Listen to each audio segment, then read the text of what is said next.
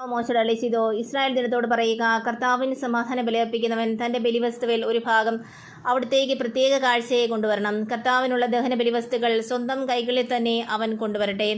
ബലിമൃഗത്തിൻ്റെ നെഞ്ചോടൊപ്പം മേധസ്സും കൊണ്ടുവരണം. നെഞ്ച് അവിടുത്തെ മുൻപിൽ നീരാജനം ചെയ്യണം. മേധസ് പുരോഹിതൻ ബലിപീഠത്തിൽ വെച്ച് ദഹിപ്പിക്കണം. എന്നാൽ നെഞ്ച് അഹറോനും പുത്രന്മാർക്കുമുള്ളതാണ്. സമാധാന ബലിക്കുള്ള മൃഗത്തിൻ്റെ വലത്തെ കുറക് പ്രത്യേക കാഴ്ചയായി പുരോഹിതന് നൽകണം. വലത്തെ കുറക് സമാധാന ബലിയുടെ രക്തവും മേധസ്സും അർപ്പിക്കുന്ന അഹ്റോൻ്റെ പുത്രനുള്ളതാണ്.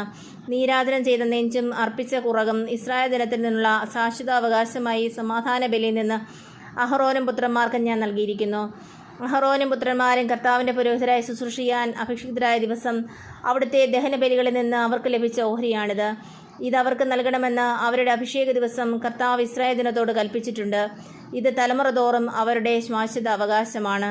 ദഹനബലി, ധാന്യബലി, പാപപരിഹാര ബലി, പ്രായശ്ചിത്ത ബലി, സമാധാന ബലി, അഭിഷേകം എന്നിവ സംബന്ധിച്ചുള്ള നിയമമാണിത്. സീനായ് മരുഭൂമിയിൽ വെച്ച് തനിക്ക് ബലിയർപ്പിക്കണമെന്ന് ഇസ്രായേൽക്കാരോട് കൽപ്പിച്ച നാളിലാണ് ഈ സീനായിൽ മല വെച്ച് കർത്താവ് മോശയോട് ഇങ്ങനെ ആജ്ഞാപിച്ചത്.